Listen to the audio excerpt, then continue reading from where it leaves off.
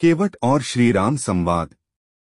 केवट पूर्व जन्म में श्रापवश कछुआ था, जिसकी मुक्ति विष्णु जी के पाव स्पर्श करने से हो सकती थी।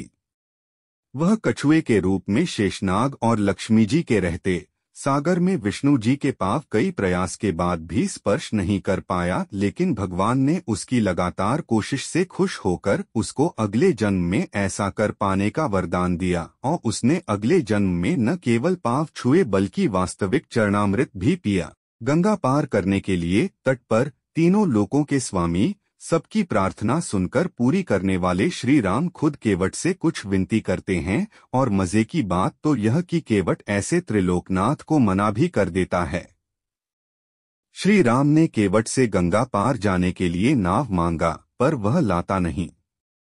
ऐसा हठ और कर्म केवल सरल और सहज प्रेम में ही संभव है। भक्ति भी शायद ऐसा न कर पाए। वह कहने लगा, मैंने तुम्हारा भेद जान लिया है। सब लोग कहते हैं कि आपके चरणों में कोई जादू है जो किसी वस्तु को मनुष्य बना देती है, जिसके छूते ही अहिल्या की पत्थर की शिला सुंदर स्त्री हो गई।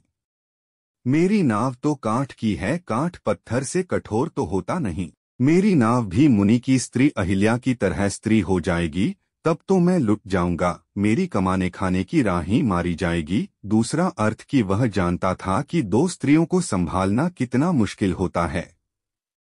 मैं तो इसी नाव से सारे परिवार का पालन पोषण करता हूँ, दूसरा कोई धंधा नहीं जानता। हे प्रभु, यदि आप अवश्य ही पार जाना चाहते हैं तो मुझे पहले अपने चरण कमल पखारने धोने की आज्ञा दें। हे नाथ, मैं चरण कमल धोकर आप नाव पर सवार करूंगा। अपने चरण पखारने के अलावा मैं कोई और उतराई नहीं चाहता।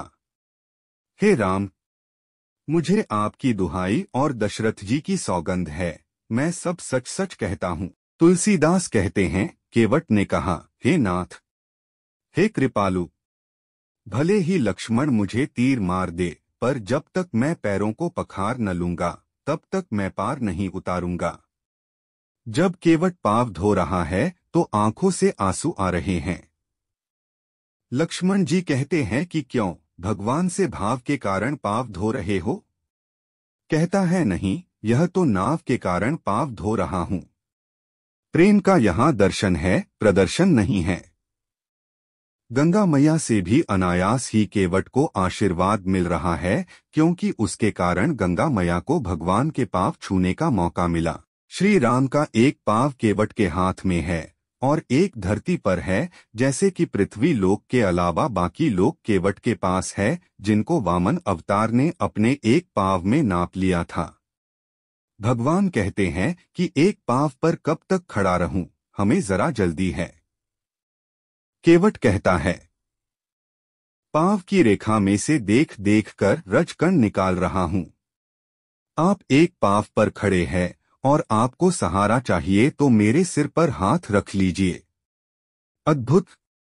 दुनिया जिस भगवान से सहारा मांगती है, केवट उन्हीं को कह रहा है कि मेरा सहारा ले लीजिए, और सिर पर हाथ रखवाकर भगवान पर एहसान करके भी खुद का बेड़ा पार करवा रहा है।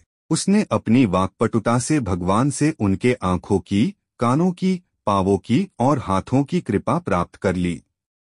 उसने भाग्य से मिले मौके का ऐसा फायदा उठाया कि खुद के साथ साथ पितृ, पूर्वजों और भावी पीढ़ियों का उद्धार कर लिया।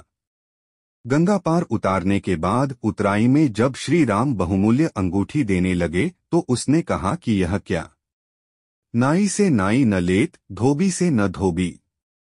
मैं आपसे कैसे लूं? हम दोनों का काम केवट का ही तो काम है। मैं लोगों को गंगा सागर पार कराता हूं और आप लोगों को भवसागर से पार कराते हैं। आज मैंने आपको गंगा पार कराई है, बाद में आप मुझे भवसागर पार करा देना। तो एक जैसे पेशे वाले से कैसा भुगतान लूं? आपने अपने चरण से मेरी नाव और नैया पार करा दी, अब और क्या चाहिए? उसने वापस आते समय एक बार और सेवा का अवसर देने की बात कर दी। प्रभु ने कहा कि यदि मैं वापस न आया तो कैसे लोगे इस बार और उस बार की उतराई? तो केवट कहते हैं कि कोई बात नहीं प्रभु, मैं खुद आपके धाम आकर ले लूंगा। अर्थात यहाँ भी उसने अप्रत्यक्ष रूप से भगवान के धाम में आने की कृपा मांग ली। उतराई लेने से मना करने की जिद के बाद राम आखिरी में कहते हैं कि अच्छा मुझसे न ले, जानकी से तो उतराई में अंगूठी ले ले। यह सुनकर केवट रोने लगा और कहा प्रभु, ऐसा पाप न कराएं।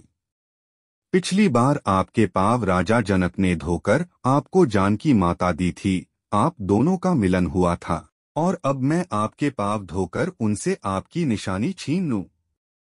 नहीं प्रभु, माफ करिए। प्रभु श्री राम, लक्ष्मण और सीता जी ने बहुत आग्रह किया, पर केवट ने कुछ नहीं लिया। तब करुणा के धाम भगवान श्री रामचंद्र जी ने निर्मल भक्ति का वरदान देकर उसे विदा किया। ऐसी ही मजेदार वीडियो देखने के लिए चैनल को सब्सक्राइब करें।